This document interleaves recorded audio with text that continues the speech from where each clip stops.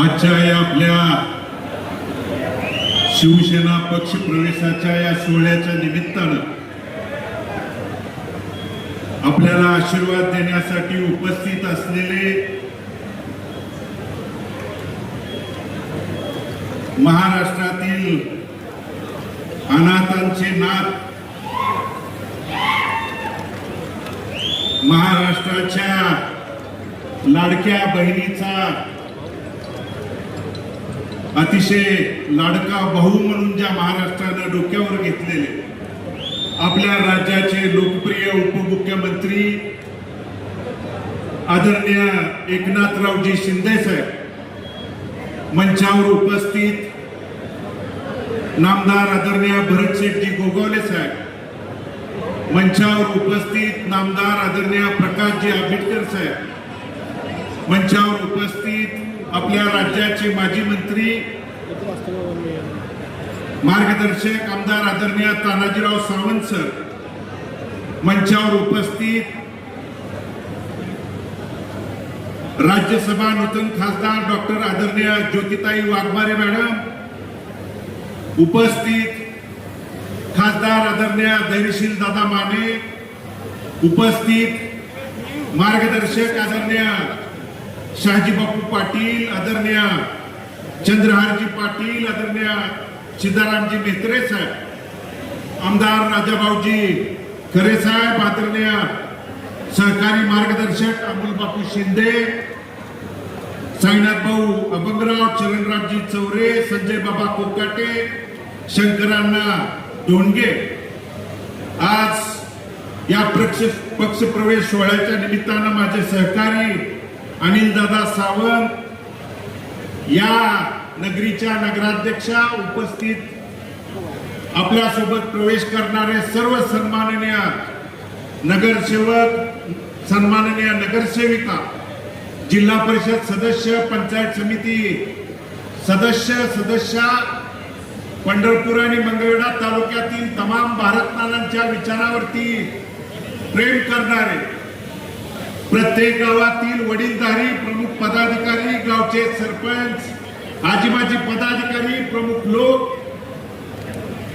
उपस्थित प्रमुख संस्थांचे पदाधिकारी, सर्व वडीलधारी, उपस्थित मंचावर शिवसेनेचे सन्माननीय सर्व पदाधिकारी, सर्व वडीलधारी, सर्व सन्माननीय पत्रकार बंधू आणि उपस्थित तरुण सहकारी मित्रांनो, आजच्या या पक्ष सोहळ्याच्या निमित्तानं मी आदरणीय शिंदे साहेबांचं मनापासून, अंतकरणापासून या ब्रह्मांड नायक पांडुरंगाच्या नगरीमध्ये त्या ठिकाणी अंतकरणापासून स्वागत करतो. साहेब, 2009ला या मतदारसंघाची पुनर्रचना झाल्यानंतर देवभूमी पंढरपूर आणि संतभूमी मंगळवेढा या दोन्ही नगरीची हा मतदारसंघ झाल्यानंतर 2009, 2014, 2019ला तिन्ही वेळेला माझ्या वडिलांनी, भारतनानांनी या मतदारसंघाचं प्रतिनिधित्व केलं. या भागातल्या शेतकऱ्यांच्या, सर्वसामान्यांच्या, बहुजन समाजाच्या अडचणी, प्रश्न, समस्या त्या पवित्र विधान भवनामध्ये मांडण्याच्या, भांडण्याच्या त्या ठिकाणी भूमिका बजावली. परंतु 2020ला कोरोनाच्या त्या कठीण काळात त्या प्रसंगी दुःखद निधन झाल्यानंतर, त्या अडचणीच्या, संकटाच्या प्रसंगी ज्यावेळी मतदारसंघावरती प्रतिकूल परिस्थिती, अडचणीची परिस्थिती, माझ्या कुटुंबावरती संकटाची, अडचणीची परिस्थिती त्या दरम्यान आली. मग झालेली पोटनिवडणूक असेल, त्यानंतर साहेब 2024ला झालेली निवडणूक असेल, पोटनिवडणुकीला साहेब 3700 मतांनी मला पराभवाला त्या ठिकाणी सामोरं जावं लागलं. पराभवाला सामोरं जावं लागल्यानंतर राज्यातल्या प्रत्येक नेते मंडळींच्याकडं या मतदारसंघातल्या, तालुक्यातला प्रत्येक प्रश्न पोटतिडकीनं मांडण्याचा, त्या ठिकाणी घेऊन जाण्याची भूमिका मी मांडत होतो, बोलत होतो. परंतु तालुक्यात बऱ्याच लोकांनी सांगितलं भालके संपलेत, भालकेचं काय आहे. पण 2024 ला देखील साहेब निवडणूक लढवत असताना या भालकेचं काय आहे म्हणून त्या ठिकाणी सांगितलं. पण त्या प्रतिकूल परिस्थितीत साहेब डोक्यावरती कुणाचा देखील हात नसताना ती निवडणूक लढवली. आणि इथल्या मायबाप जनतेने, कारण माझ्या वडिलांच्या जाण्यानंतर माझ्या वडिलांनी जर माझ्या पाठीमागे काय सोडलं असेल, कारण वडील मुलासाठी इस्टेट प्रॉपर्टी संपत्ती सोडतो, माझ्यासाठी जी इस्टेट प्रॉपर्टी धन संपत्ती आहे ती माझी मायबाप जनता ही माझी इस्टेट प्रॉपर्टी धन संपत्ती आहे.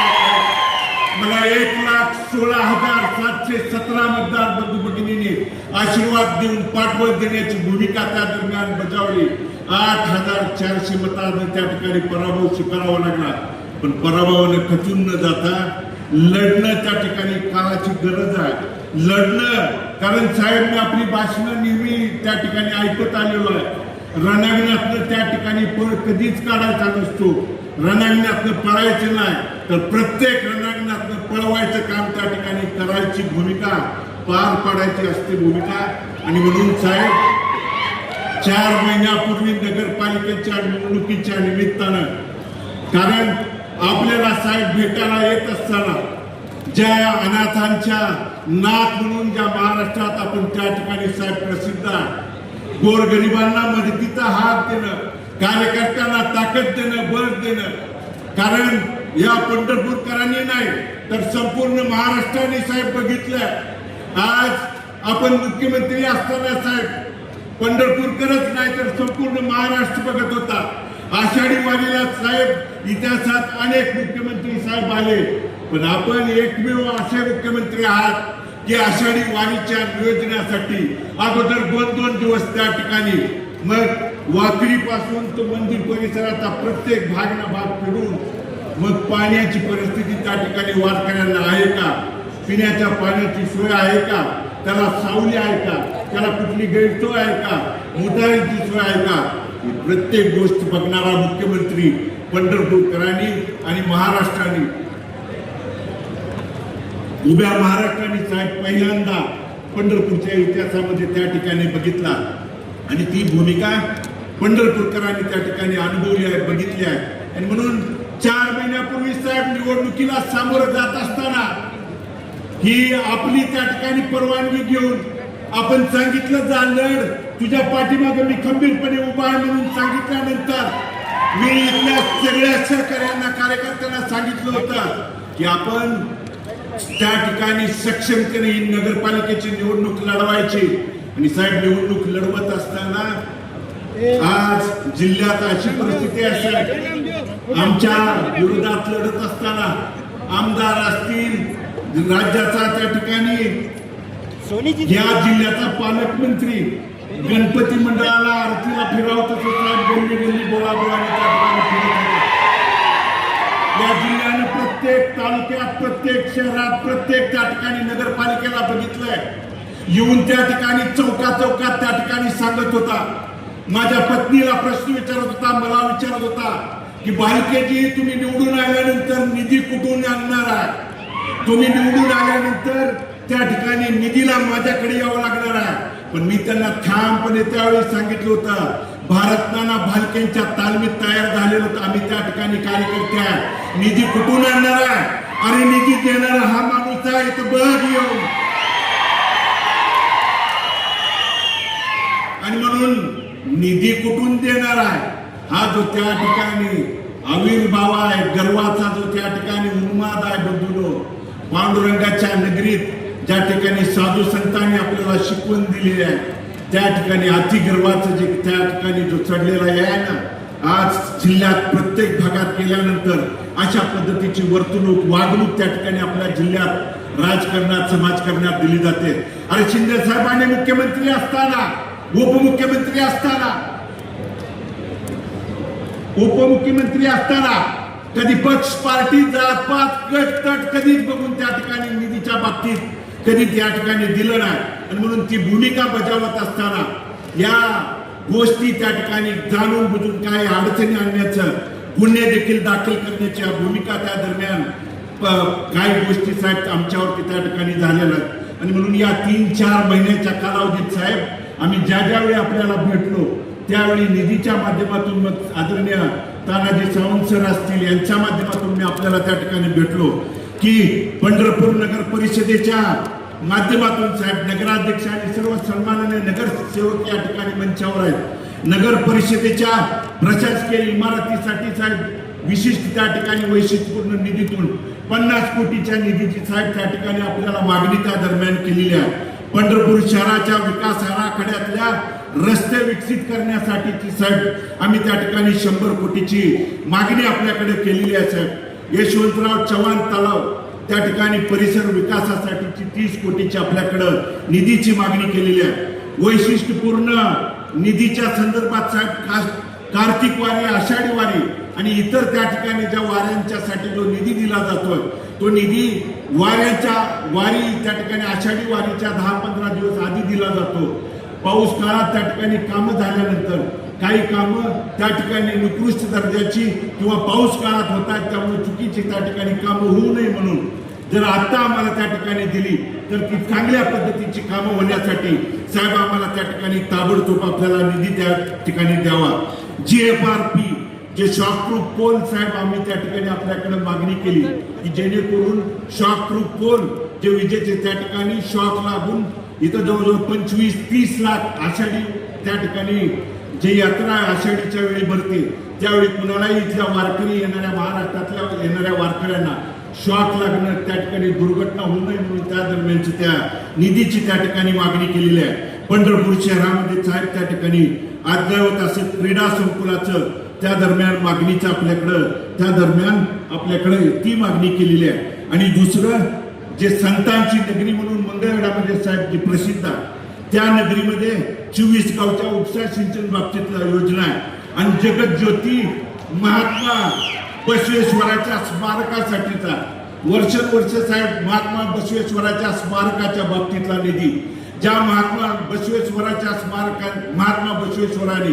13 वर्षाचं वास्तव कर्मभूमी म्हणून मंगळवेढ्याच्या नगरीमधून जगाला त्या ठिकाणी समानतेची त्या ठिकाणी संदेश दिला त्याचं त्या ठिकाणी कुडल संगमच्या धर्तीवरती आपल्या मंगळवेढ्यामध्ये त्या ठिकाणी स्मारक व्हावं यासाठी साहेब त्या ठिकाणी स्मारकाच्या निधीच्या बाबतीत आणि संत चोखामेळा स्मारकाच्या निधीच्या बाबतीत त्या ठिकाणी निधी मिळावा ही विनंती आपल्या माध्यमातून करतो. आणि सन्माननीय आदरणीय आरोग्यमंत्री साहेबांना देखील एक विनंती या दरम्यान करणार आहे की कॉटेजला 200 बेडचं त्या ठिकाणी आपल्याला त्या ठिकाणी घोषणा झालेली आहे त्या बाबतीत करून जे वाखरी पालखी तळावरती त्या ठिकाणी वाखरी पालखी तळावरती ते ट्रामा केअर सेंटर साहेब आपण आषाढीच्या वेळी त्या ठिकाणी येऊन पाहणी करून देखील त्या ठिकाणी गेलो होता ते देखील करावं ही मागणीच या दरम्यान करतो. एवढंच विनंती या निमित्तानं करतो आणि मी पुन्हा एकदा आदरणीय साहेबांचं अंतःकरणपूर्वक मी आभार या दरम्यान व्यक्त करतो. आणि साहेब आपण जो आमच्यावरती विश्वास दाखवला या पक्षामध्ये भविष्य काळात आदरणीय बापूंनी सांगितलेल्या पद्धतीनं या पक्षवाढीसाठी भविष्य काळात आपल्या विचारानं जास्तीत जास्त त्या ठिकाणी आपल्या जिल्ह्यात त्या ठिकाणी शिवसेनेचे आमदार निवडून देण्यासाठी आम्ही भविष्य काळात आपल्या सोबत त्या ठिकाणी ताकदीनं लढून त्या ठिकाणी आपल्या सोबत राहू एवढंच या निमित्तानं अभिवचन देतो आणि मी माझं मनोगत थांबवतो. धन्यवाद. जय हिंद, जय महाराष्ट्र.